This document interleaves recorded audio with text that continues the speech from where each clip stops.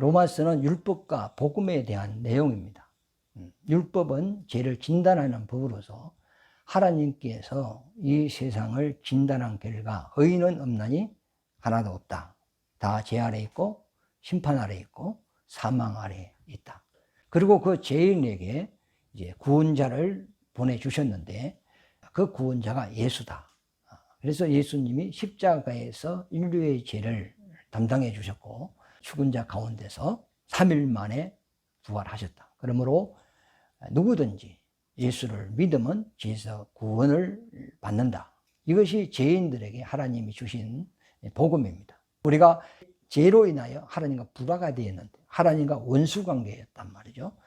그러나 이제 예수 그리스도 안에서 죄 용서받고 하나님과 합평을 이루었다는 겁니다. 그러면 합평을 이루었다는 것은 죄 문제가 해결되었다는 거죠. 그래서 우리가 주님의 은혜의 보좌 앞으로 나가서 그분이 주시는 하나님의 말씀을 받게 되고 그 말씀을 들음으로써 하나님과 화목의 관계를 이루어간다. 이 하나님을 더 엄청 깊이 알아가고 그분과 사귐을 갖게 된다. 이러한 은혜를 하나님이 베풀어 주셨다 하면서 바울이 율법과 복음에 대하여 여러 가지 방법으로 모양으로 이제 설명을 해 나가는 장면이 로마서 7장까지를 이야기하고 있습니다. 7절에 보면 그런즉 우리가 무슨 말 하리요? 율법이 죄냐? 그럴 수 없느니라. 율법으로 말미암지 않고는 내가 죄를 알지 못하였으니. 율법을 받기 전에는 내가 죄인이면서 죄인인 줄 몰랐어요. 법이 없으면 죄가 성립이 안 돼요. 이 죄가 죄로 인정하지를 않는 거예요. 그러다 죄가 없는 건 아니에요. 죄가 나한테 있는데 법이 없으면 그걸 죄라고 정죄를 할 수 없다는 거죠. 내 속에 죽을 병이 있어요. 그런데 의사로부터 진단받기 전에는 내가 죽을 병이 있는 줄 몰라요.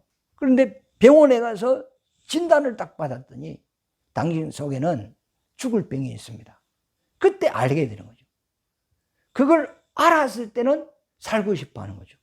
그걸 모르면 치료를 받아야 되겠다. 그 생각 자체를 가질 수가 없는 겁니다. 이와 마찬가지로 우리 인생들은 죄인이면서 죄를 몰라요. 사망 아래 있으면서 사망을 모르고 있어요. 심판 아래 있으면서 지옥에 가야 되는데 지옥에 가는 줄은 모르고 심판이 있는 줄은 몰라요. 하나님의 진노가 임한다는 그 자체를 전혀 모르고 사는 거예요. 그러나 하나님은 그걸 알아요. 사람 속에 죄가 있고 그 죄의 값은 사망이고 그 사망의 벌은 지옥에 간다는 걸 하나님은 알고 있는 거예요. 그래서 하나님이 인생을 그대로 방치해버리면 우리 인생은 왜 죽고 왜 심판받고 왜 지옥 가는가 그걸 알지도 못하고 망할 수밖에 없어요.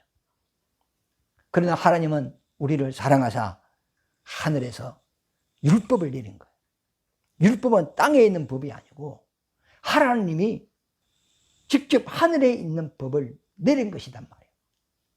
율법은 흠이 없거든요. 거룩한 법이고 신령한 법이고 거룩한 법이고 선한 법이고 사랑의 법이라고 오늘 본문 말씀에도 그 이야기하고 있어요.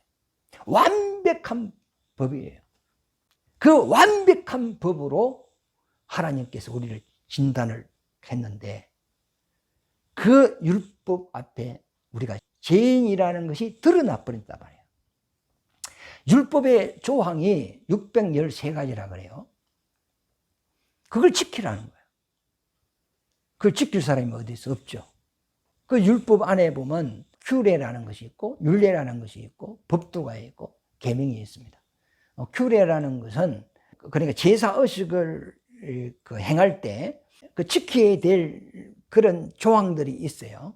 뭐 피를 흘려서 양품 위에 담아서 또 뭐 범죄단에 바르고 제사장이 그 피를 가지고 지성소에 가서 7번을 뿌리고 짐승을 잡으면 각을 뜨고 그 다음에 내장은 불에 태우고 이러한 어떤 제사를 지낼 때 사람의 어떤 자기 생각대로 제사를 지내는 것이 아니고 어떻게 제사를 지내라는 그 가르침이 있단 말이에요. 그것을 지켜야 돼요.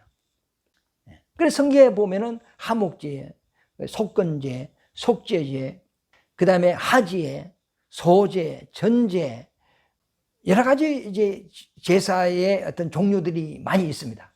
그런데 그 모든 제사는 예수님에 대한 이야기입니다. 하나님의 아들이 사람의 몸을 이 땅에 입고 오셔서 우리를 죄에서 구원하기 위하여 자기 몸을 하나님 앞에 대속 제물로 내놨다. 그게 십자가단 말이에요. 그런데 예수님이 죽으시는 방법이 자기 임의대로 죽는 것이 아니고 구약의 제사법대로 예수님이 인류의 죄를 대속한다는 거예요. 그래, 구약의 제사법은 곧 예수님이 이후에 와서 우리를 어떻게 죄를 사할 것인가에 대하여 그 규례를 세워서 자기 백성들에게 이 법을 지키면서 제사를 지내라 그랬단 말이에요. 그러니까 제사를 지내는 그 규례, 의식, 그것이 이제 규례입니다. 규례. 그리고 안식일을 지키고 안식년을 지키고 희년을 지키라 이렇게 했어요. 안식일은 7일이 되는 날이 안식일입니다. 이 날은 안식일을 기억하라 그랬죠. 이 세상은 안식이 없어요. 죄인들에게는 안식이 없어요. 예수님께서는 소자야 너 죄의 사함을 받았느니라. 이제 너 침상을 두고 평안히 가라 그랬거든요. 죄인에게는 마음에 평안이 없어요. 그래, 죄를 용서받았으니 너는 평안히 가라 이 말이죠. 그러나 평안이 없는 죄인이 하나님의 안식의 약속을 믿고 제7일이 되면 안식일을 지켰단 말이에요. 하나님이 세운 그 법대로 안식일을 지켰단 말이에요. 그 약속대로 하나님이 죄 없는 자기 아들 예수를 보내주셔서 십자가에서 죄 문제를 해결하시고 예수를 믿는 자에게 안식을 주셨단 말이에요. 안식의 주인은 예수라 그랬거든요. 우리에게 참 자유와 평안과 안식과 구원을 주시는 분은 예수 한 분밖에 없다는 거예요. 그래서 구약에서는 제7일에 안식일을 지켰는데 그 안식일을 지킴으로써 자기에게 안식이 이루어진 것이 아니고 앞으로 구원자가 오면 나를 죄에서 구원하여 내게 참 안식을 주실 것이라는 그 믿음을 가지고 안식일을 지켰단 말이에요. 하나님의 약속대로 이제는 예수님이 오셔서 우리 죄를 사하시고 안식을 주신 것이죠. 지금 예수 믿는 사람은 이미 안식을 얻은 거예요. 우리 내 마음에 천국이 임하였어요. 하늘나라는 여기 있다 저기 있다 하는 것이 아니고 너 마음에 있다 그랬거든요. 지금 우리 속에 하나님의 안식이 이루어진 거예요. 그게 구원받는 거예요. 죄 문제가 해결됐단 말이죠. 그리고 하나님과 합평을 이루고 화목을 이루었단 말이에요. 그리고 하나님의 말씀을 듣고 그걸 믿을 수 있고 감사할 수 있고 지금 우리 속에 안식이 이루어져요. 거기 안식년이란 말이에요. 그 다음에 희년이거든요. 희년은 7년이 7번 되는 50년째 되는 것이 희년입니다. 그때는 자유를 선포하는 거예요. 모든 결박에서 다 자유입니다. 종살이 하던 사람들도 전부 다 그 종에서 해방되어서 자기 고향으로 자기 집으로 다 돌아갑니다. 그래 이스라엘 법에는 모든 것이 희년이 되면 다 자유입니다. 이것은 장차 예수님이 재림을 하실 때 우리가 신령한 몸을 입고 부활을 하게 됩니다. 이 부활을 하게 되면 우리는 자유자가 되는 겁니다. 세상에 육신적으로 얽매이고 마음으로 생각으로 얽매이고 정신적으로 여러 가지 어두운 그림자의 지배를 받고 있는 이것에서 완전 자유자가 되고요. 세상의 생각도 육신적인 모든 것도 다 없어집니다. 하나님의 거룩한 말씀으로 된 내 영혼에 하나님의 본체와 같은 신령한 몸을 입고 이제는 초월적인 존재가 되어버린 거죠. 문이 닫혔는데 예수님이 부활 이후에 바로 통과하고 들어오는 것 같이 순간 이동이 되는 것 같이 희년이라는 것은 자유. 주님의 재림할 때 내가 부활했을 때의 상태를 이야기하고 안식년이라는 것은 예수 믿고 내 마음에 구원을 받는 하나님의 안식이 이루어지고 평안이 이루어진 지금 예수 믿는 사람들 이 사람들이 지금 안식년이 이루어진 거죠. 그것을 이제 비유로 이야기해 놓은 거죠. 그래서 안식일을 지키고 안식년을 지키고 희년을 지킬 때 어떻게 해서 지키라 하는 조항들이 있어요. 그것이 규례입니다. 하나님의 성전에서 제사를 드리고 하나님을 섬길 때, 촛대에 불을 붙일 때, 그 다음에 향불을 피울 때, 성전 안에 떡상에 떡을 나열할 때, 우리 마음대로 하는 거 아니거든요. 하나님의 법대로 해야 된단 말이에요. 그게 이제 규례라는 것이고, 율법 안에 그 다음에 또 율례라고 있는데, 율례는 윤리도덕적인 이제 그런 내용들입니다. 왜 이 땅에 우리가 이웃과 함께 살아가려면 질서를 지켜야 되고, 예를 갖춰야 되고, 또 어른을 대하는 그런 태도가 달라야 된단 말이에요. 그런 어떤 윤리도덕적인 내용이 이제 율례입니다.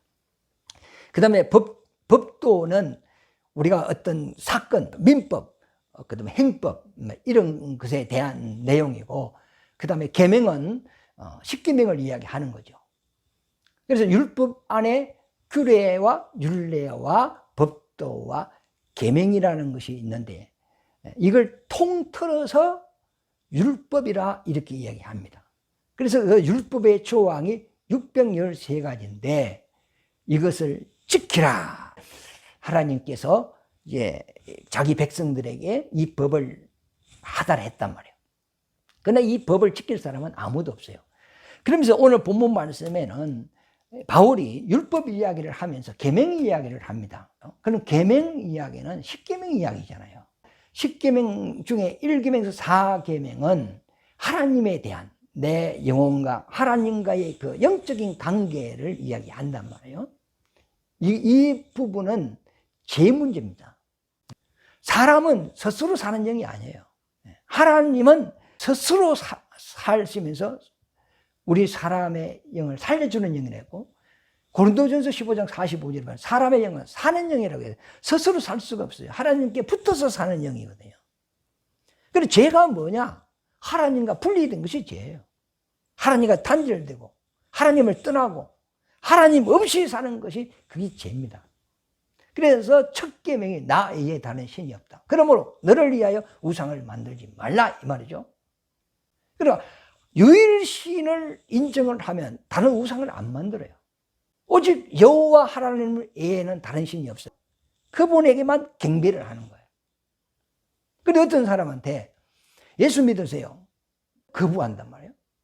이 땅에서 참 구제도 잘하고 선하고 착하고 법 없이도 살 수 있는 사람이 있어요. 이 세상에 다 존경을 받는 사람이죠. 그리고 하나님 믿으세요 했을 때 하나님이 어디 있어? 그 사람 죄인입니다. 하나님을 떠나 살고 싶고 하나님이 없이 살고 싶고 그게 죄인입니다. 하나님과 단절되었다, 끊어졌다 이 말이에요. 그 사람의 영혼이 없다는 거 아니에요. 존재는 해요. 그런데 그 영혼이 하나님과 붙어 있어야 되는데 하나님과 잘려버렸다. 그게 죄예요. 그래 하나님을 인정하지 않는 사람은 영에 있기 때문에 신을 또 의지합니다. 우상을 섬긴다든지 돈을 우상시 한다든지, 하나님 없이면 살아도 돈 없이는 못 산다. 이게 우상 섬기는 거거든요. 자기를 믿고 산다. 자기가 배운 지혜를 믿고 산다. 이 전부 다 죄인들입니다. 그래서 나 외에 다른 신이 없다. 그러면 하나님을 인정한다면 다른 우상을 섬기지 않아요. 하나님보다 다른 걸 더 사랑하지 않아요. 돈 위에 하나님이 있는 거예요. 내 목숨 위에 하나님이 있는 거예요. 세상 문화 위에 하나님이 있는 거예요. 이 세상의 모든 것을 다 포기한다 할지라도 하나님을 포기할 수 없는 것이 유일신을 인정하는 사람이에요. 하나님을 인정하지 않는 그 사람은 하나님의 이름을 망령되이 일컫는 죄를 가진 거예요. 그러므로 이 사람은 하나님의 안식에 거할 수 없고 들어갈 수 없고 하나님의 안식과 상관이 없단 말이죠. 그래서 유일신을 의지하는 사람은 하나님의 말씀에 순종하고 그분께 경배하고 살아요. 그 하나님의 말씀에 순종하는 것이 하나님의 이름을 영화롭게 하는 것이고 그 사람은 하나님의 안식에 거하는 것이다. 그러나 하나님을 인정하지 아니하고 하나님 없이 사는 사람은 하나님의 이름을 욕되게 하는 사람이고 이 사람은 그 죄로 인하여 하나님의 안식에 들어갈 수 없다. 이것이 1계명에서 4계명의 내용입니다. 그 다음에 5계명에서 10계명 말씀은 살인하지 말라, 가늠하지 말라, 도둑질하지 말라, 거짓말하지 말라, 남의 걸 탐내지 말라. 이것은 이웃 간의 육신적인 이런 관계의 법을 이야기하는 겁니다. 모세가 시내산에 하나님의 부름을 받고 올라가서 이 10계명을 받아왔는데 두 돌판이죠. 한쪽은 1계명에서 4계명이 큰 글씨로 써져 있고, 그 다음에 다른 또 돌판 한쪽에는 5계명에 10계명이 크게 기록이 되어 있어. 그리고 그 사이사이에 아주 작게 율법의 규례, 율례, 법도 이것이 기록이 되어 있습니다. 그래서 오늘은 바울이 말하기를 율법 전체를 이야기하는 것이 아니고 규례, 율례, 법도는 이야기하지 않고 계명을 이야기한단 말이죠.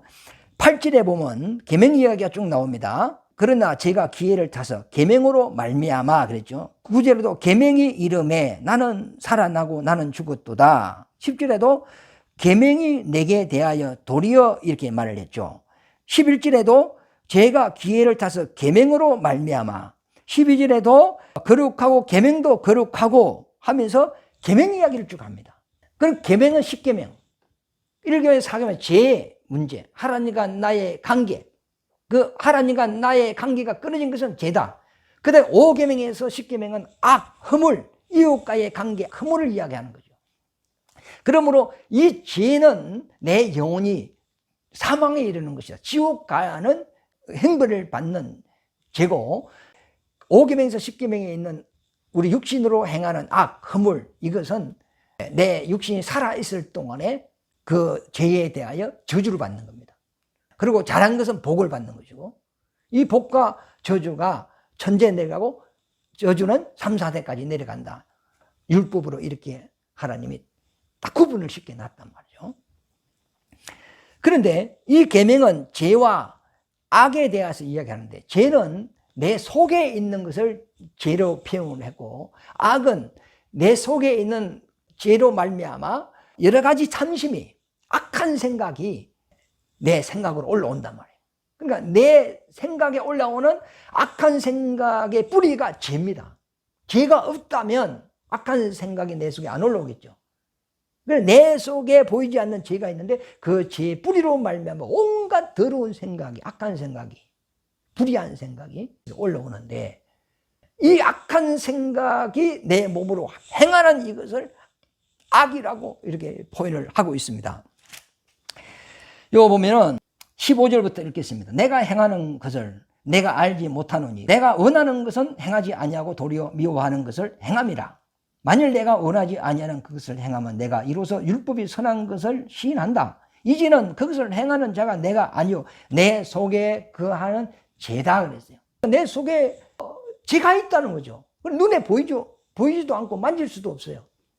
그러나 그 죄로 말미암아 19절에 보면 내가 원하는 바 선을 행하지 아니하고 도리어 원하지 아니한 바 악을 행하는도다. 그 죄로 말미암아 온갖 악한 생각이 내 속에 올라오는데 그 생각에 이끌려서 몸으로 악을 행한다는 거예요. 악은 밖으로 나타난 것이고 죄는 나타나지 않고 내 속에 있는 거단 말이에요. 그러니까 계명이라는 자체가 죄와 악에 대한 이야기인데, 이 죄가 뭐냐? 하나님과 딱 잘려버리고 마귀로부터 죄성이 들어와 가지고 마귀의 지배를 받게 되는 거거든요. 그러니까 그 죄로 말미암아 그 온갖 악한 것이 이제 생각으로 올라와서 우리가 이 몸으로 행하게 된다 이 말이죠. 20절에 보면 만일 내가 원하지 아니하는 그것을 하면 이를 행하는 자가 내가 아니오 내 속에 거하는 죄다. 또 그 말 하잖아요. 20절에 내 속에 거하는 죄다 이렇게 했어요. 21절에 그러므로 내가 한 법을 깨달았노니 곧 선을 행하기 원하는 나에게 악이 함께 있는 것이다. 그러니까 1계명에서 4계명은 죄, 5계명에서는 10계명은 악, 그리고 내 속에 있는 것은 죄, 몸으로 드러난 것은 악. 바울이 지금 이렇게 구분해서 말씀을 하고 있는 겁니다. 그러나 이제 우리가 예수를 믿고 구원을 받았죠. 구원을 받았어도 아직 죄성은 우리 속에 그대로 있거든요. 그러나 하나님의 기억에서는 우리 죄가 없어졌어요. 하나님은 망각의 능력이 있어요. 그래서 우리 죄를 예수 그리스도의 피의 공로로 말미암아 죄가 없어진 거예요. 그럼 나는 죄 용서를 받았어. 하나님 기억에도 내 죄가 없어. 그러나 사람은 망각의 능력이 없기 때문에 그 죄를 육신이 살아있는 이상 이걸 씻어버릴 수가 없어요. 그래서 여전히 우리가 법적으로는 구원을 죄에서 구원받았는데 여전히 우리는 예수 믿어도 악한 짓 하고 거짓말하고 정직하지 못하고 불의한 짓을 하고 이렇게 살 때가 있단 말이에요. 그래서 바울이 하는 말이 내가 이제 예수께 돌아와서 죄에서 자유를 얻었어. 그래 선한 생각도 있고 하나님의 뜻대로 살고 싶어. 하나님의 말씀대로 살고 싶어. 그런데 그것이 내 마음대로 되지 않고 도리어 내가 내 속에 있는 죄의 생각에 이끌려서 내가 악을 행하는도다. 오라 나는 공고한 사람이로다. 나는 선을 행하기를 원하는데 내가 원하는 선을 행지 못하고 악을 행하니 내 마음이 고통스럽다는 거예요. 오라 이 사망의 법에서 이 죄의 생각 속에서 이 저주의 생각 속에서 나를 망하도록 이끌어가는 이런 불의한 생각 속에서 누가 나를 구원해내라. 자기 속에 죄가 막 얼마나 많은가를 이 포인을 쓰고 있는데 그러나 내가 하나님께 감사하는 것은 예수 그리스도로 말미암아 이 모든 죄에서 나를 구원해 주셨다는 것에 대하여 하나님 앞에 감사한다는 거죠. 그래서 내가 지금은 구원을 받았어도 마음으로는 하나님을 사랑하고 육신으로는 악을 행하는도다. 이제 한번 읽어볼까요? 23절에 보면 내 지체 속에 한 다른 법이 내 마음의 법과 싸워 내 지체 속에 있는 죄의 법으로 나를 사로잡아 오는 것을 보는도다. 오라 나는 공부한 사람이로다. 이 사망의 몸에서 누가 나를 건져내라. 우리 주 예수 그리스도로 말미암아 하나님께 감사하리로다. 그런즉 내 자신이 마음으로는 하나님의 법을 육신으로는 죄의 법을 섬기노라. 그러면서 8장 1절에 보면 생명의 성령의 법이 죄와 사망의 법에서 너를 해방했느니라. 그러므로 우리는 다시는 죄의 종이 되지 말고 악의 종이 되지 말아라.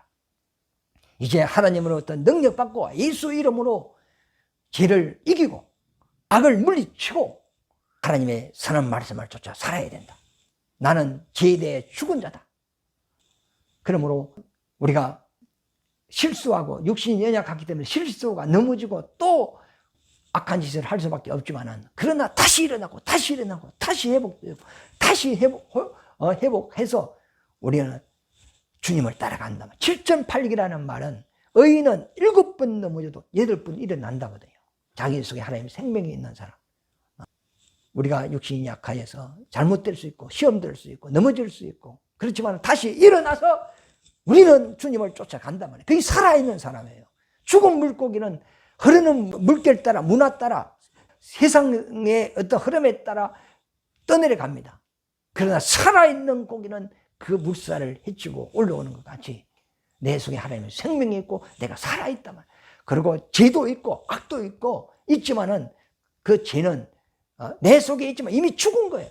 똥과 마찬가지예요. 배설물이단 말이에요.